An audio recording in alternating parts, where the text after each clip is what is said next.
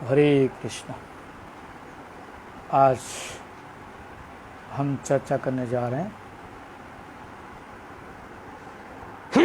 राधे लोभ। लोभ क्या है उसके विषय में प्रभुपाद क्या बोले हैं और भगवान ने गीता में भी क्या बोले हैं इसके विषय में हम लोग आज चर्चा करेंगे। उसके पहले मैं आप लोगों से प्रार्थना करता हूँ कि YouTube को सब्सक्राइब बेल आइकन अवश्य करें और चर्चाओं को पूरा सुनने की कोशिश करें, जिससे कुछ समझ में आवे हम लोगों को। नहीं तो हमारी चर्चा करने से भी कोई फ़ायदा नहीं है और आपके सुनने से भी कोई फ़ायदा नहीं है। समझना बहुत ज़रूरी है इस चीज़ को, इसलिए समझने के लिए हमें पूर्ण रूप से इसको सुनना पड़ेगा, तब चर्चा का महत्व समझ में आएगा। भगवान गीता में बोले हैं,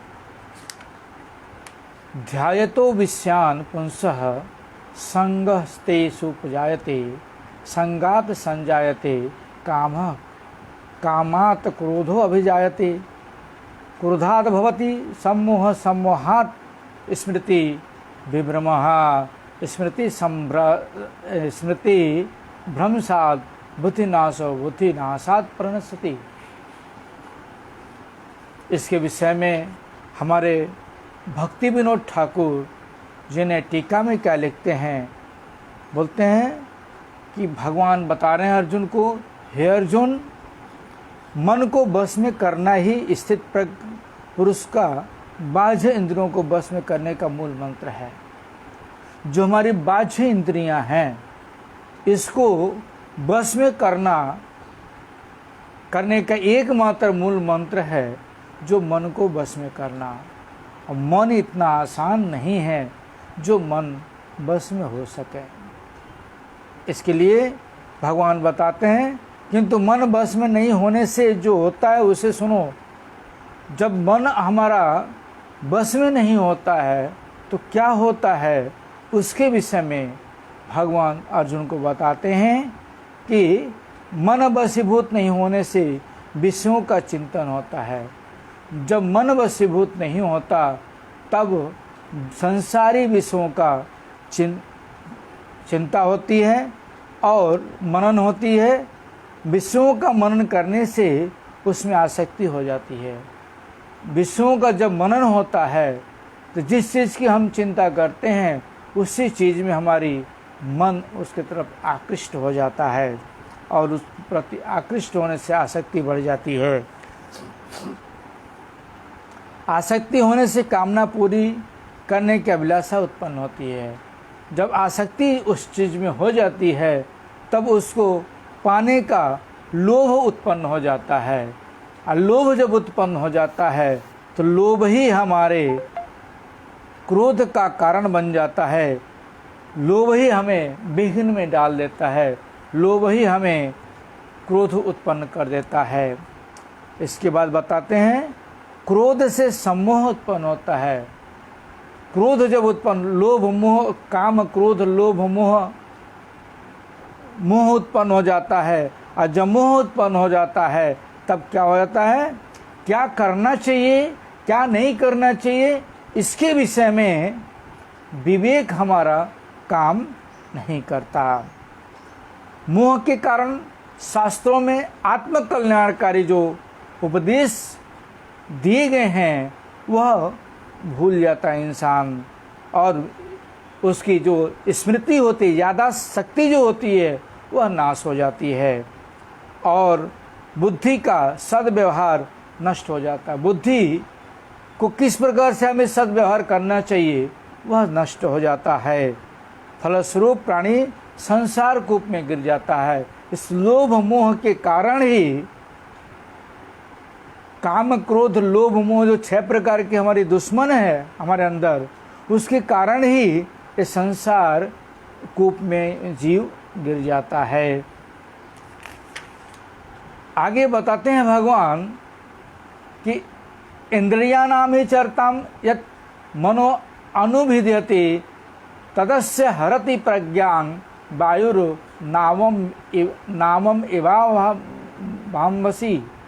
बताते हैं कि मन को वश में न कर पाने वाले पुरुष बुद्धिहीन होते हैं। जो पुरुष अपने मन को वश में नहीं कर सकता, वह पुरुष को बता रहे हैं भगवान कि बुद्धिहीन है वह।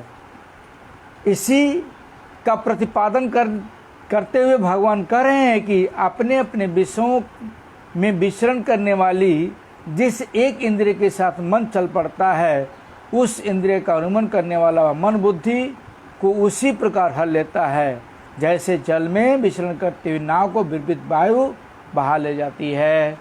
बता रहे हैं कि जब इस प्रकार से प्रतिपादन करते हुए भगवान बता रहे हैं कि एक एक इंद्रियां हमारी जब विचरण करने लगती हैं, आँख अपने रूप की तरफ लेके चली जाती है, कान जो है श्रवण करने के लिए ले चली जाती है, नाक गंध के लिए ले जाती है, त्वचा स्पर्श के लिए ले जाती है, जीवा स्वाद के लिए लेके जाती है।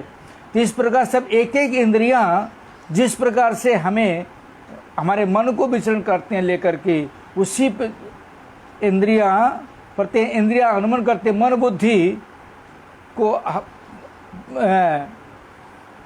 जिस प्रकार से हरण कर लेके जाती है, उसी प्रकार जिस प्रकार से कैसे बता रहे हैं उसकी व्याख्या में बता रहे हैं भगवान कि नौका जिस प्रकार से पतवार के बिना जो पतवार के बिना नौका होता है, उस नौके को जैसे हवा आप जिस प्रकार से हवा बहती है, उस प्रकार से नौका उसी तरफ चला जाता है।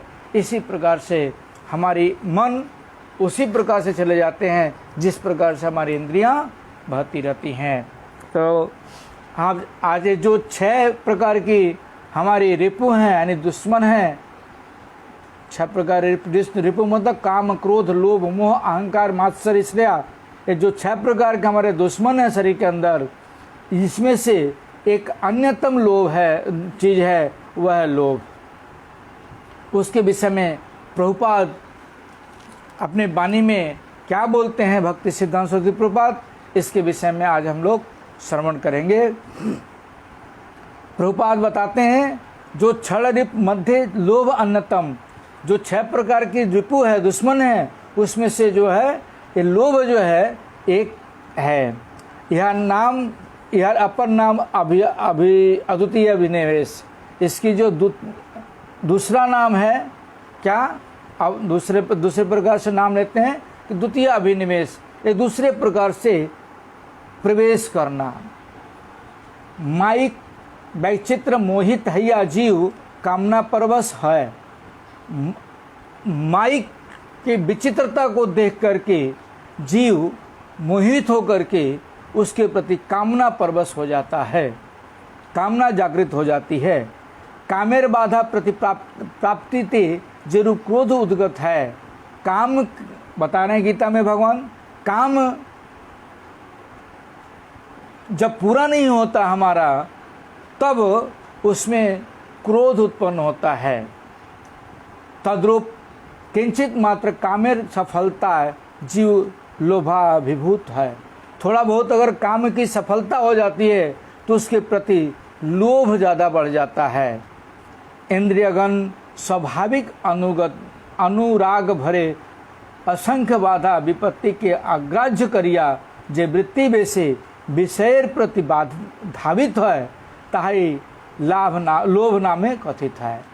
बता रहे हैं कि इंद्रियगण जो हमारी इंद्रियां हैं, यह स्वाभाविक रूप से जिस चीज में अनुराग उत्पन्न होता है उसके प्रति असंख्य बाधा होने के बाद भी अग्राह्य है, ग्राह्य करने के लिए नहीं है, फिर भी उसको वृत्ति, उसके इंद्रिय वृत्ति के कारण विषय के प्रति धावित होते हैं, उस विषय के प्रति जीव धावित होता है।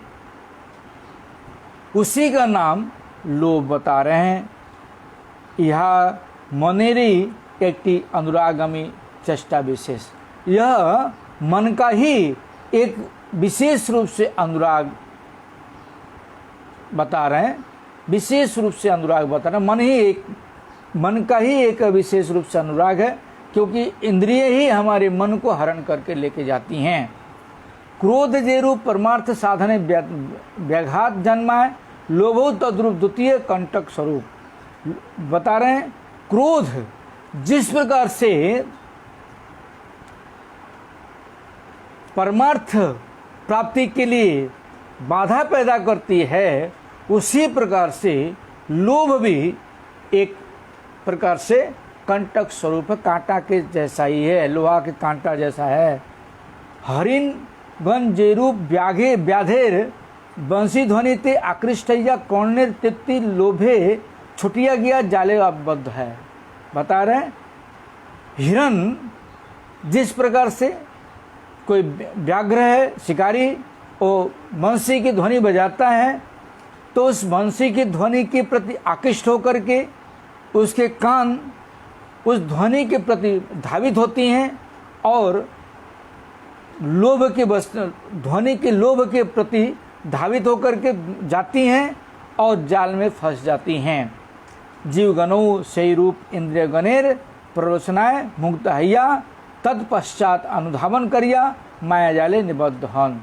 उसी प्रकार बता रहे हैं कि जीवगण भी उसी प्रकार जीवगण भी इंद्रियगण के प्ररोचनाएं, इंद्रियगण के भूखे होने के कारण मुग्ध होकर के इंद्रिय लोगों को खिलाने के लिए इंद्रिय के वशीभूत होकर के तत्पश्चात उसके तरफ वह अनुधावन करते नहीं भागते हैं और भागते भागते कहाँ जाते हैं? माया जाल में फंस जाते हैं। तखन तिनी जड़ माया के भोग व अतिक्रमण करते गया अनंत अपार वासना राजी द्वारा क्रम प्रभमान चक्रे घूर्यमान हैया मायार सीमा अतिक्रमण करते ना परिया नितांत प्राधीन व बद्ध अवस्था वास करें। बता रहे हैं कि जब वो माया जाल में फंस जाते हैं तो तखन तिनी जड़ माया को भोग करने के लिए, जो जड़ माया है उसको भोग करने के लिए या उसको अतिक्रमण करने के लिए जा रहे हैं और जाते हुए अनंत अपार वासना रूपी समुद्र में, वासना रूपी समुद्र के द्वारा उसमें समुद्र में क्या करते हैं? अवगाहन करने लगते हैं। वासना रूपी समुद्र में अवगाहन करते करते चक्र घूर्णयमान माने चक्र के द्वारा, जिस प्रकार चक्र चलते रहता है उस चक्र के द्वारा घूमते रहते हैं और माया सीमा अतिक्रमण करते ना परिया अत्यंत पराधीन व बद्ध अवस्था वास करें। और माया की सीमा को प्राप्त नहीं कर पाते, माया के सीमा को अतिक्रमण नहीं कर पाते, जिसके कारण अत्यंत माया के पराधीन होकर के क्या होते हैं?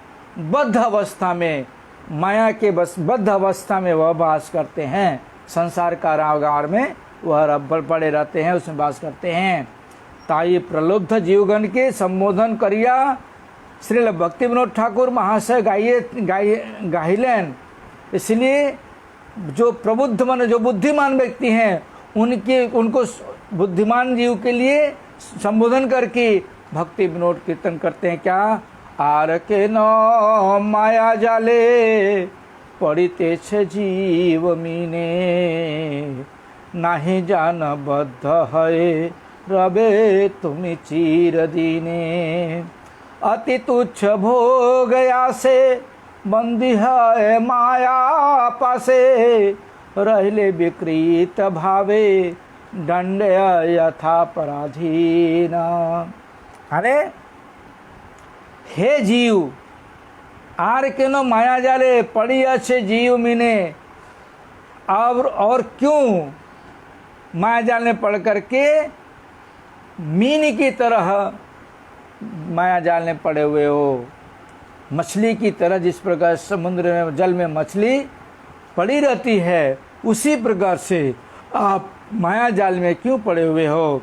नहीं जाना बद्ध है रबे तुम्हें चीर देने, तुम अपने आप को जानते नहीं हो कि तुम कितने चीर देने से, अनादिकाल से तुम इस बद्ध अवस्था में पड़े हुए हो। अति तुच्छ भोग पासे बंधी है माया पासे, अति तुच्छ थोड़ी सी भोग के लिए तुम बंदी माया के बंधन में फंसे हुए हो। रहले विकृत भावे दंड अपराधी ने, तुम कौन से अवस्था में थे और अब तुम माया के दंडाधीन होकर के, माया के पराधीन होकर पड़े हुए हो। आगे बताते हैं प्रभुपाद, लोभ जीवगण के केवल जालबद्ध करिया छाड़िया जाए ना। बता रहे हैं कि लोभ जो है जीवगण को जाल में आबद्ध करके सिर्फ छोड़ नहीं देता है। बद्ध अवस्थाएं मानवगण लोभ द्वारा चौर्य वृत्ति, पर्दाहरण आदि अवैध व्यापार लिप्त है या नानाविध दुष्कार्य आह्वान करिया था के। बता रहे हैं बद्ध अवस्था में माया के बंधन में पड़ करके मानव क्या करता है, लोभ के द्वारा चोरी वृत्ति करता है, चोर बन जाता है और पर्दाहरण पर स्त्री गमन करता है, अवैध संग करता है, लिप्त होकर के अवैध संग व्यापार में लिप्त होकर के नाना प्रकार का दुष्कर्म करके आवागमन करते रहता है। आज इतना ही, बाकी कल। हरे कृष्णा। आप लोग YouTube चैनल को सब्सक्राइब करें, बेल आइकन दबाएं और कोशिश करें ज़्यादा से ज़्यादा तत्वों को सुनने के लिए। थोड़ा सा सुन के बंद नहीं कर देने के लिए, पूरा सुनेंगे तो आप लोगों को तत्वों के विषय में जानकारी मिलेगी और लोगों को भी समझा सकते हैं, बता सकते हैं। नहीं तो खुद नहीं सुनेंगे, खुद तत्वों को विचार नहीं करेंगे, खुद तत्व को ग्रहण नहीं करेंगे तो हम दूसरों को क्या समझाएंगे, क्या बताएंगे।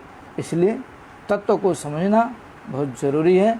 इसलिए तत्व को जानने के लिए पूरा चर्चा सुनना पड़ेगा, और जब तक सुनेंगे नहीं तब तक हम कुछ समझ में नहीं पाएंगे और दूसरों को समझा भी नहीं पाएंगे।